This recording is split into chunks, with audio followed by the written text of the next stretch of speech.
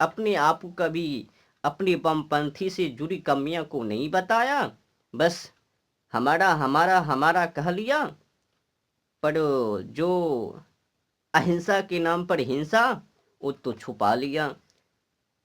कोई हमारा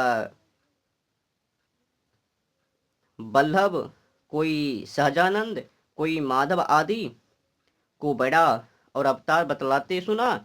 सहस्त्र से पूछा उनके परस्पर विरोध देख विशेष निश्चय किया, इनमें कोई भी गुरु करने योग्य नहीं है, क्योंकि एक एक झूठे में 999 गवाह हो गए। जैसे झूठे दुकानदार या बेसिया और भरवा आदि अपनी अपनी वस्तु की बड़ाई और एक दूसरे की बुराई करते हैं, वैसे ही ये सब लोग हैं। ऐसा सन उस सत्य के विज्ञानार्थ व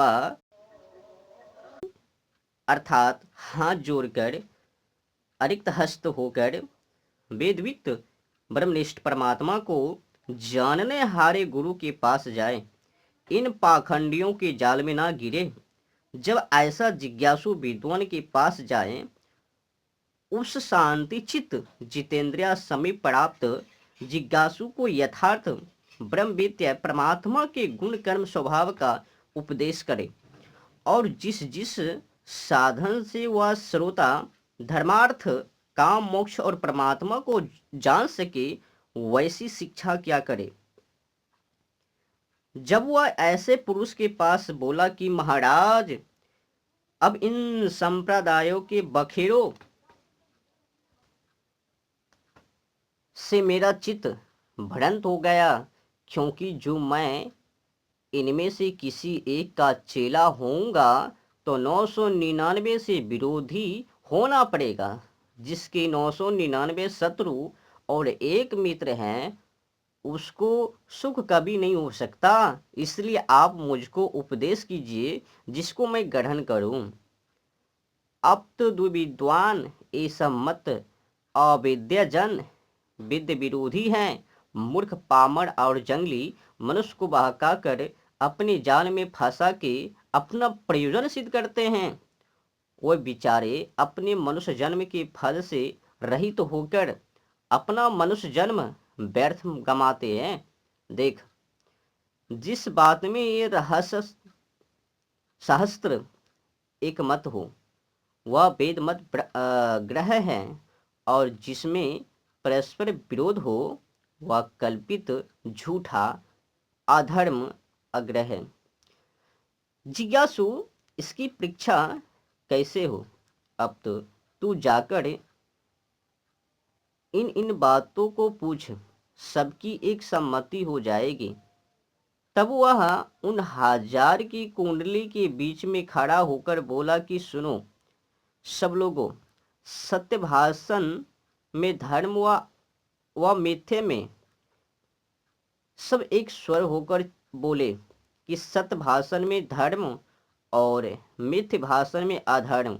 वैसे ही विद्या पढ़ने, ब्रह्मचार्य करने, पूर्ण युवावस्था में विवाह, सत्संग, पुरुषार्थ, सत्य व्यवहार आदि में धर्म, और अविद्या ग्रहण ब्रह्मचार्य न करने, व्यभिचार करने, कुसंग, आलस्य, अतस्य, अव्यवहार, छल कपट, हिंसा, परहानि करने आदि कर्मों में सबने एक मत होके कहा, विद्यादि के ग्रहण में धर्म और अविद्यादि के ग्रहण में अधर्म।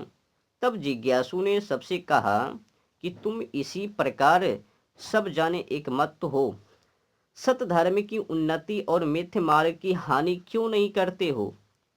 वे सब बोले, जो हम ऐसा करें तो हमको कौन पूछे, हमारे चेले हमारी आज्ञा माना रहे, जीविका नष्ट हो जाए, फिर जो हम आनंद कर रहे हैं सो सब हाथ से जाए। इसलिए हम जानते हैं कि तो अपने अपने मत का उपदेश और आग्रह करते ही जाते हैं, क्योंकि रोटी खाइए शक्कर से और दुनिया ठगिए मक्कर से। ऐसी बात है ना। देखो, संसार में सोते सचे मनुष्य को कोई नहीं पूछता। जो कुछ ढोंग धुरता पाखंड करता है वही पदार्थ पाता है। फिर जिज्ञासु पूछ लेवे, जो तुम ऐसा पाखंड चलाकर अन्य मनुष्य को ठगते हो, तुमको राजा दंड क्यों नहीं देता? मतवाले, तुम नहीं जानता, हमने राजा को भी अपना चेला बना लिया है। हमने पक्का प्रबंध किया है, छूटेगा नहीं।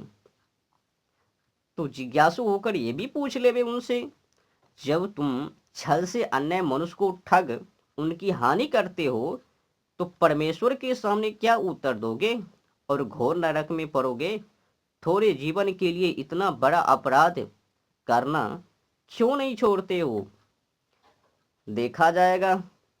नरक और परमेश्वर का दंड जब होगा तब होगा। अब तो आनंद करते हैं ना, हमको प्रसन्न से दंड देते हैं, बलात्कार से नहीं लेते। फिर राजा दंड क्यों देवे? जिज्ञासु, जैसे कोई छोटे बालक को फुसला के धनादि पदार्थ ले लेता है, जैसे उसको दंड मिलता है, वैसे तुमको क्यों नहीं मिलता है? क्योंकि अग्न्यो भवति वो बलः पीता भवति मंत्रदाह। जो ज्ञान रहित होता है वह बालक, और जो ज्ञान का देने वाला है वह पिता और वृद्ध कहता है। जो बुद्धिमान विद्वान है वह तो तुम्हारी बातों में नहीं फंसता, किंतु अज्ञानी जो बालक के सदृश हैं उनको ठगने में तुमको राज दंड अवश्य होना चाहिए। मत वाले, जब राजा प्रजा सब हमारे मत में हैं, तो हमको दंड कौन देने वाले हैं? जब ऐसी व्यवस्था होगी तब इन बातों को छोड़कर दूसरी व्यवस्था करेंगे। जिज्ञासु बनकर ये भी उनसे पूछ लेवे ना, जो तुम बैठे बैठे व्यर्थ माल मारते हो, जो विद्या अभ्यास कर गृहस्थों के लड़के लड़कियों को पढ़ाओ तो तुम्हारा और गृहस्थों का कल्याण हो जावे। मत वाले, तुम नहीं जानते हो, जब हम बाल अवस्था से लेकर मरण तक के सुखों को छोड़े, बाल्य अवस्था से युवावस्था तक विद्या पढ़ने में, पश्चात पढ़ाने में और उपदेश करने में जन भर परिश्रम करें, हमको क्या प्रयोजन? हमको ऐसे ही रुपये मिलते हैं, चैन उड़ाते हैं और उसको क्यों छोड़े? जिज्ञासु, इसका परिणाम तो बुरा है। देखो, तुमको बड़े रोग होते हैं, शीघ्र मर जाते हो, बुद्धिमानों में निंदित होते हो, फिर भी क्यों नहीं समझते? मत वाले, अरे भाई, टका धर्मष्ट का कर्म टका ही परमं पदम, यस्य गृहे टका नास्ति हाँ टकम टक टकायते आनः अंश कलह प्रोक्ता रूपियो असो भगवान स्वयं अतसत् सर्व इच्छन्ति रूप्यम ही गुणवत्तम। तू लड़का है, संसार की बातें नहीं जानता। देख, टका के बिना धर्म, टका के बिना कर्म, टका के बिना परम पद नहीं होता। जिसके घर में टका नहीं है वह हाय टका टका करता करता उत्तम पदार्थों को टक टक देख रहता है कि हाय मेरे पास टका होता तो उत्तम उत्तम पदार्थ को मैं भोगता।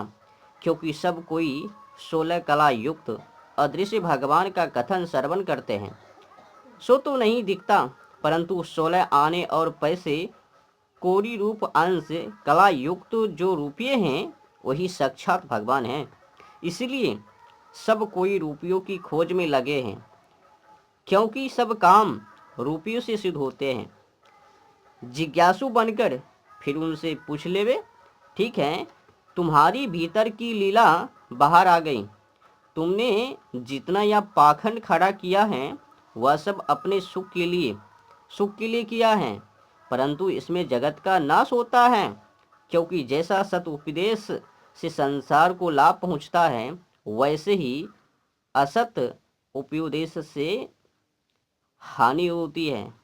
जब तुमको धन ही का प्रयोजन था तो नौकरी व्यापार करके धन क्यों नहीं कमाते? मतवाले, उसमें परिश्रम और हानि भी होती है, परंतु इसमें हानि कभी लाभ ही लाभ होता है। देखो, तुलसी चना अमृत दे, कंठी बांधे, छेला मोड़ने से जनभर का पशु हो जाता है। चाहे वैसे बोझ लादो।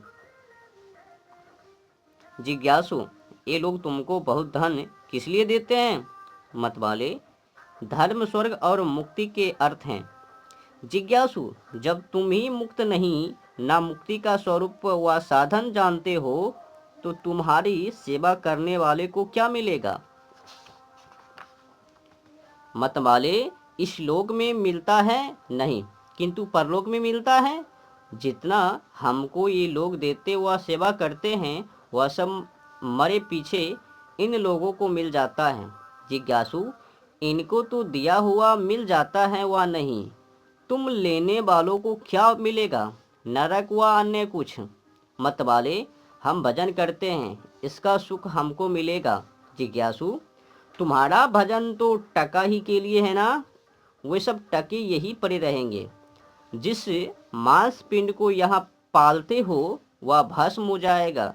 जो तुम परमेश्वर का भजन करते होते तो तुम्हारा आत्मा भी पवित्र होता। क्या हम अशुद्ध हैं? जिज्ञासु, भीतर के बड़े मैले हो। मतवाले, तुमने कैसे जाना? जिज्ञासु, तुम्हारी चाल चलन से। मतवाले, महात्माओं का व्यवहार हाथी के दांत के तुल होता है। जैसे हाथी के दांत खाने के भिन्न दिखलाने के लिए पृथक होते हैं, वैसे ही भीतर से हम पवित्र और बाहर से लीला मात्र करते हैं। जिज्ञासु, जो तुम भीतर से शुद्ध होते तो तुम्हारे बाहर के काम भी शुद्ध होते, इसीलिए भीतर भी मैले हो। मतवाले, हम चाहे जैसा हो, परंतु हमारे चेले तो अच्छे हैं। जिज्ञासु, जैसे तुम गुरु हो वैसे तुम्हारे चेले भी होंगे। मतवाले, एक मत कभी नहीं हो सकता, क्योंकि मनुष्य के गुण कर्म स्वभाव भिन्न भिन्न हैं। जिज्ञासु, जो बाल्य अवस्था में एक सी शिक्षा हो, सत भाषणादि धर्म का ग्रहण और मिथ्य भाषणादि अधर्म का त्याग करे तो एक मत अवश्य हो जाए, और दो मत अर्थात धर्मात्मा और अधर्मात्मा सदा रहते हैं। वे तो रहे, परंतु धर्मात्मा अधिक होने और अधर्मी न्यून होने से संसार में सुख बढ़ता है, और जब अधर्मिक अधिक होते हैं तब दुख जब सब विद्वान एक सा उपदेश करे तो एक मत होने में कुछ भी विलंब ना हो। मतवाले, आजकल कलयुग है, सतयुग बात मत चाहो। जिज्ञासु, कलयुग नाम काल है। काल निष्क्रिय होने से कुछ धर्माधर्म के करने में साधक बाधक नहीं, किंतु तुम ही कलयुग की मूर्तियां बन रहे हो। जो मनुष्य ही सतयुग कलयुग ना होता तो कोई भी संसार में धर्मात्मा ना होता। ये सब संग के गुण दोष हैं, स्वाभाविक नहीं। इतना कहकर अप्त के पास गया, उनसे कहा कि महाराज, तुमने मेरा उद्धार किया, नहीं तो मैं आज भी किसी के जाल में फंसकर नष्ट हो जाता। आज मैं भी इन पाखंडियों का खंडन और विदुक्त सतमत का मंडन किया करूंगा। अब तो यही सब मनुष्य का विशेष विद्वान और सन्यासियों का काम है कि सब मनुष्यों को सत्य का मंडन और असत का खंडन पढ़ा सुना के सत्य उपदेश से उपकार पहुंचाना चाहिए। ब्रह्मचारी सन्यासी तो ठीक हैं, ये आश्रम तो ठीक हैं, परंतु आजकल इनमें भी बहुत सी गड़बड़ हैं। कितने ही नाम ब्रह्मचारी रखते हैं, जटा बढ़ाकर झूठ मूठ सिधाई करते हैं। जब पुरुष चरण में फंसे रहते हैं, विद्या पढ़ने का नाम नहीं लेते हैं। कि जिस हेतु से ब्रह्मचारी नाम होता है उस ब्रह्म अर्थात वेद पढ़ने में परिश्रम कुछ भी नहीं करते। वे ब्रह्मचारी बकरी के गले के स्थान के सदृश निरर्थक हैं, और जो वैसे सन्यासी विद्याहीन दंड ले भिक्षा करते फिरते हैं, जो कुछ भी वेद मार्ग की उन्नति नहीं करते, छोटी अवस्था में सन्यास लेकर घुमा करते विद्या अभ्यास को छोड़ देते हैं, ऐसे ब्रह्मचारी और सन्यासी इधर उधर जल स्थल पसनादि मूर्तियों का दर्शन पूजन करते फिरते, विद्या जानकर भी मौन हो रहते, एकांत देश में शिष्ट खाकर सोते पड़े रहते, ईर्ष्या दोष में फंसकर निंदा कुचेष्टा करके निर्वाह करते, कसाई वस्त्र और दंड ग्रहण मात्र से अपने को कृतकृत्य समझते, अपने को सर्वोत्कृष्ट जान उत्तम काम नहीं करते, वैसे सन्यासी भी इस जगत में व्यर्थ वास करते हैं। और जो सब जगत